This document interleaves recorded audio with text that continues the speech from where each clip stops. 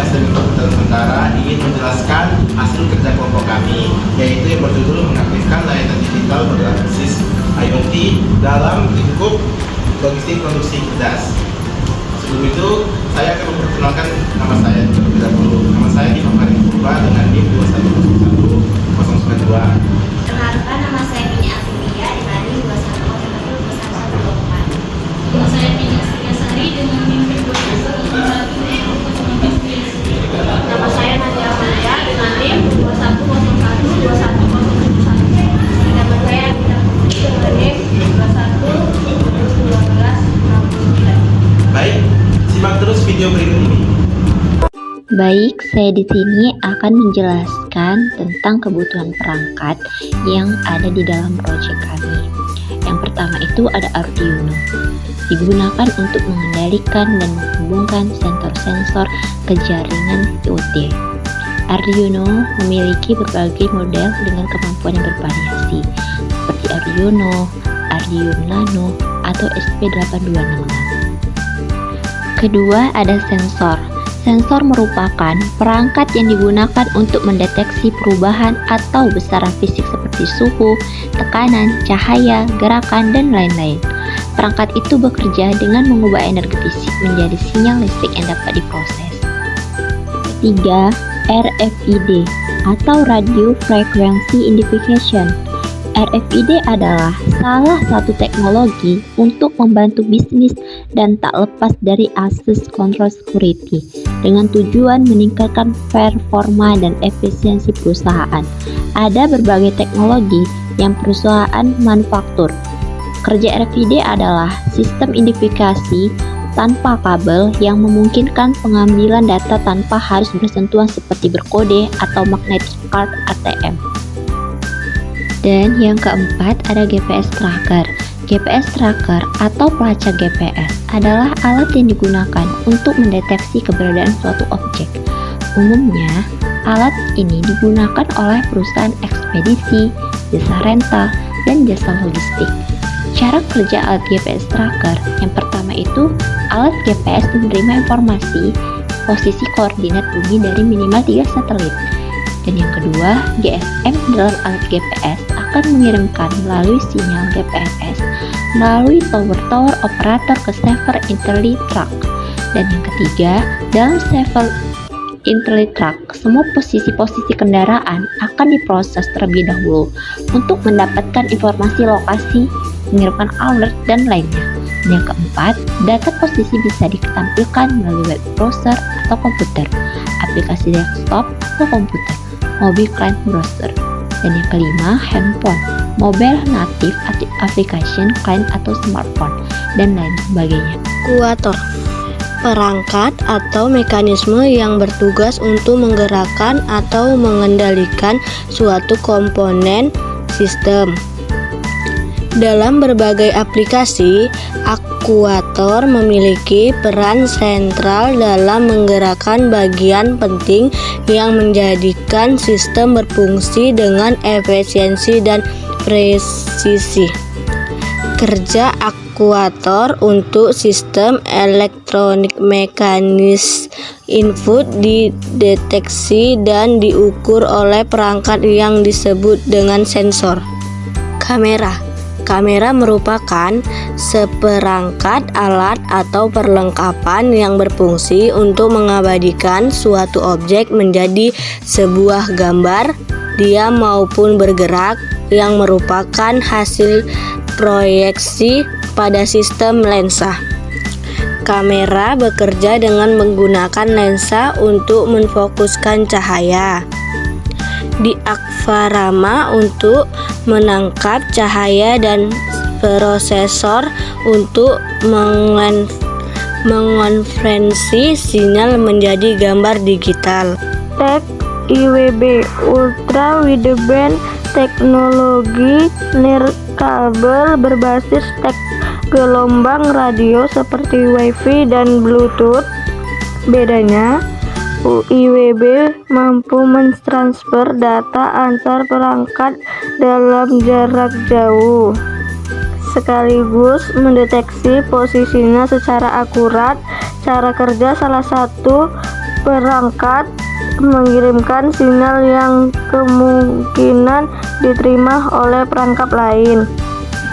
Dan yang kedelapan itu ada AVG, Automated Guided Vehicle atau AVG.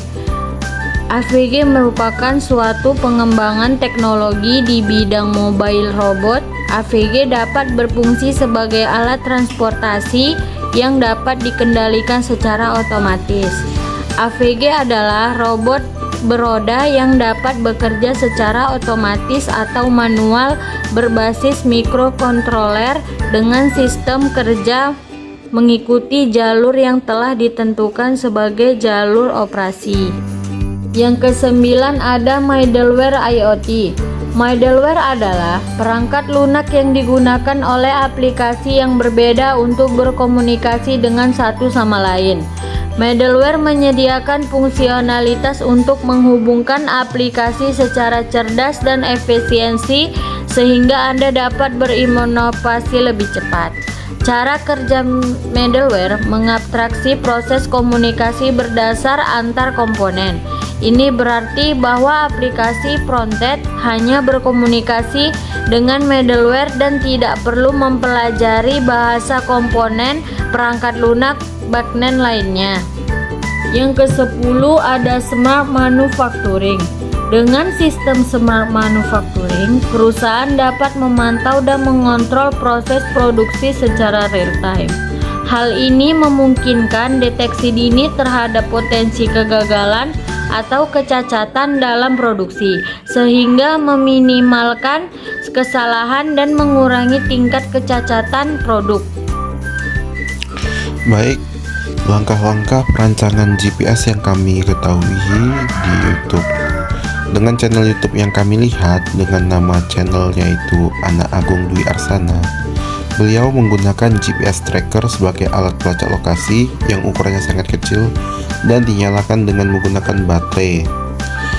Alat ini beliau buat masih menggunakan sistem SMS. Jadi untuk mengetahui lokasi yang ingin kita lacak dari alat ini, kalian harus mengirimkan SMS dengan format tertentu ke alat ini, seperti contohnya lokasi saat dikirimkan, lalu alat ini akan memberi balasan secara otomatis, yaitu data yang dikirimkan berupa format Google Maps, sehingga lokasi yang dikirimkan dapat langsung kita buka di Google Maps.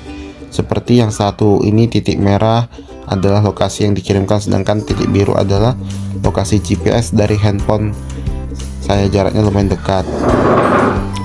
Cara penggunaan: pengguna mengirim SMS dengan format tertentu untuk meminta lokasi yang ingin dilacak. Alat merespon dengan mengirim balasan berupa data lokasi dan format Google Maps. Visualisasi lokasi. LED biru menyala saat ada pesan masuk dan biru lagi saat mengirim balasan, menunjukkan bahwa sistem SMS berfungsi. Lokasi dikirimkan dalam format Google Maps, memudahkan pengguna untuk membukanya di aplikasi Google Maps. Uji coba lapangan. Alat diuji coba di lokasi yang berbeda, menunjukkan stabilitas dalam mendapatkan koordinat lokasi dibandingkan jarak lokasi GPS tracker dengan lokasi GPS bawaan handphone. Cetak PCB. PCB atau Printed Circuit Board dicetak di PCBWay.com dengan biaya terjangkau. Diperlihatkan hasil cetakan PCB yang presisi dengan komponen yang rapat. Soldering komponen. Skill soldering yang teliti diperlukan karena menggunakan komponen SMD atau Surface Mount Device kecil. Tips dan trik disertakan untuk menyolder komponen kecil dengan contoh resistor berukuran 0603. Komponen yang digunakan: menggunakan modul GSM atau SIM800C untuk komunikasi SMS. Modul GPS atau L80 digunakan untuk mendapatkan koordinat lokasi.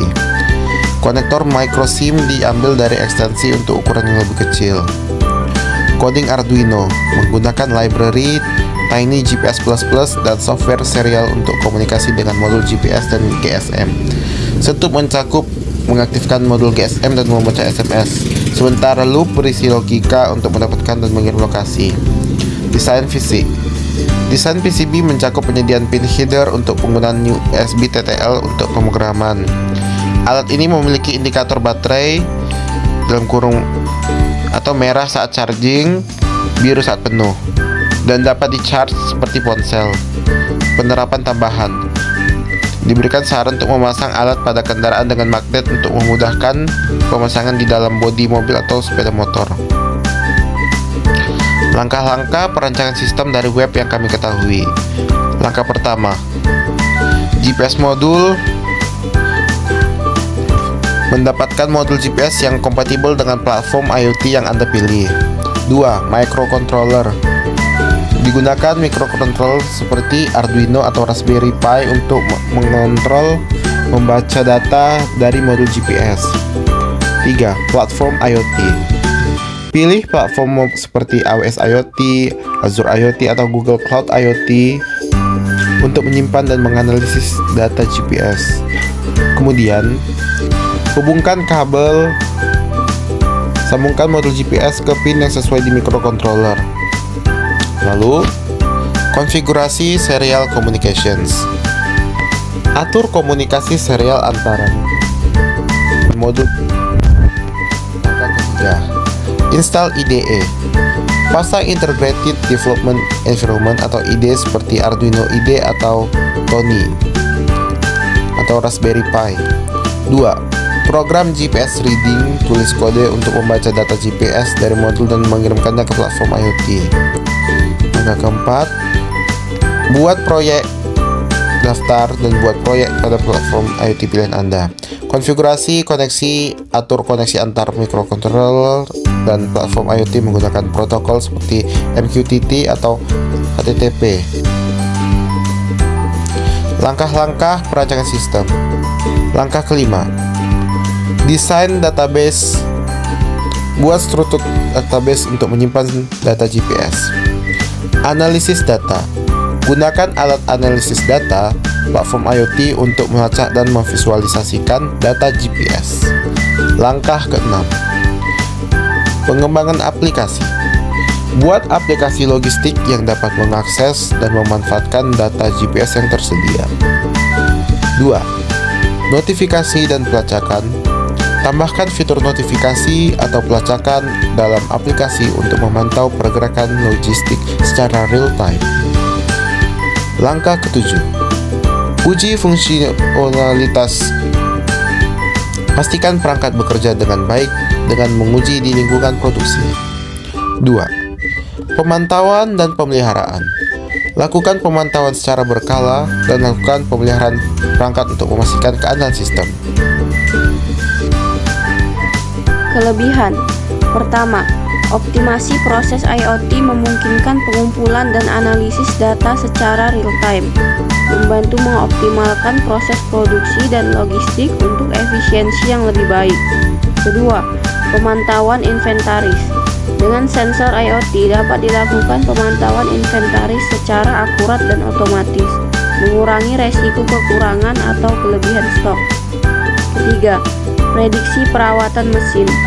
IoT memungkinkan pemantauan kondisi mesin secara terus-menerus, sehingga perawatan preventif dapat dijadwalkan untuk menghindari kerusakan yang tidak terduga.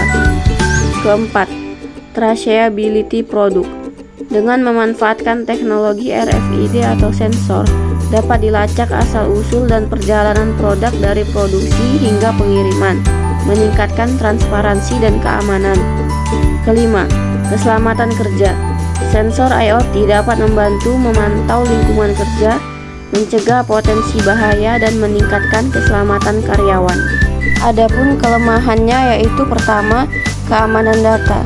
Risiko keamanan data meningkat dengan penggunaan IoT karena peningkatan jumlah perangkat yang terhubung, memerlukan perlindungan yang kuat terhadap serangan cyber. Kedua, biaya implementasi.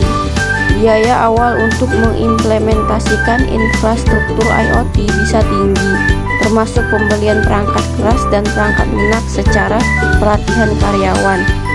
Ketiga, kompleksitas integrasi. Mengintegrasikan sistem yang sudah ada dengan solusi IoT dapat menjadi kompleks dan membutuhkan waktu. Keempat, ketergantungan pada teknologi. Ketergantungan pada teknologi dapat menjadi resiko jika terjadi gangguan atau kegagalan sistem. Kelima, privasi pengguna. Dalam mengumpulkan data yang bersifat pribadi, perusahaan perlu memperhatikan kebijakan privasi untuk menghindari pelanggaran dan masalah hukum. Sekian dari video kami, semoga bermanfaat. Terima kasih.